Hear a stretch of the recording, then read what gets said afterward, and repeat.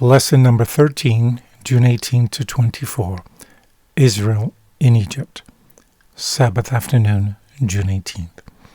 Memory text, Genesis 47:27 says, So Israel dwelt in the land of Egypt, in the country of Goshen, and they had possessions there, and grew and multiplied exceedingly.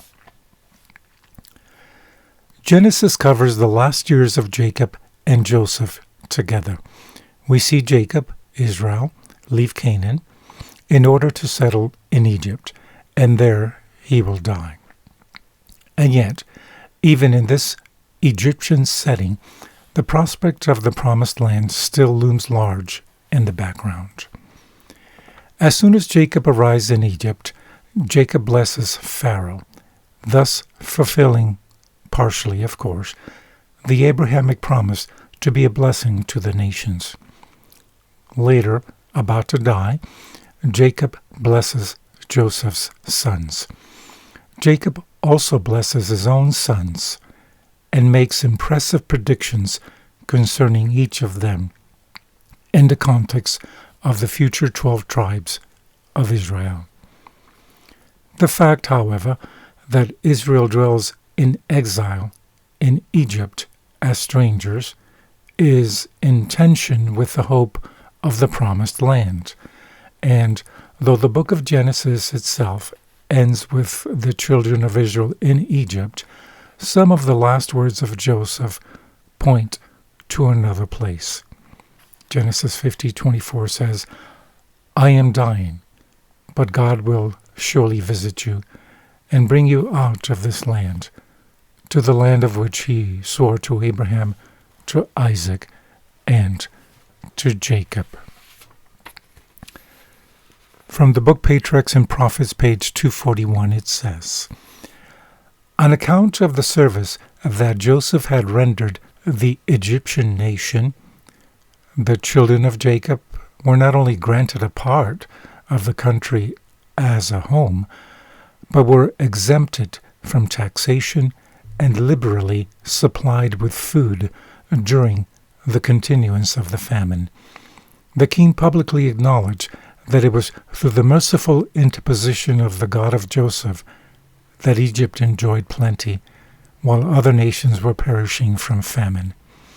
He saw, too, that Joseph's management had greatly enriched the kingdom, and his gratitude surrounded the family of Jacob with royal favor. From the book Testimonies for the Church, Volume 6, pages 364 and 365, it says, The dealings of God with his people should be often repeated.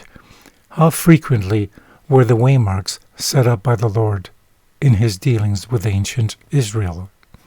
Lest they should forget the history of the past, he commanded Moses to frame these events into song. The parents might teach them to their children. They were to gather up memories and memorials and to lay them up in sight. Special pains were taken to preserve them, that when the children should inquire concerning these things, the whole story might be repeated. Thus, the providential dealings and the marked goodness and mercy of God in his care and deliverance of his people were kept in mind.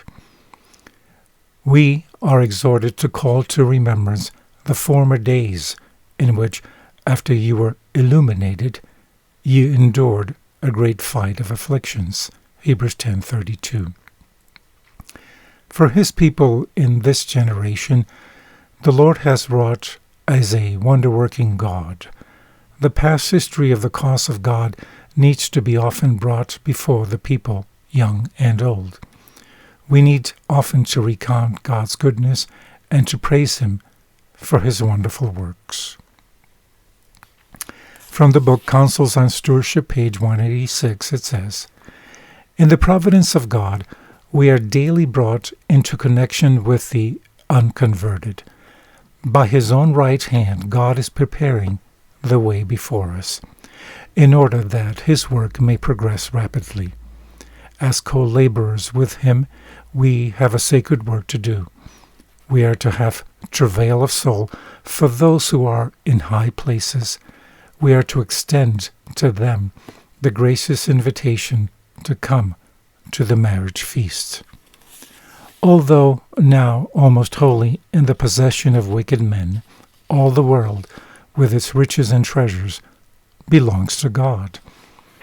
The earth is the Lord's, and the fullness thereof. Oh, that Christians might realize more and still more fully that it is their privilege and their duty, while cherishing right principles, to take advantage of every heaven-sent opportunity for advancing God's kingdom in this world. God bless and have a blessed Sabbath.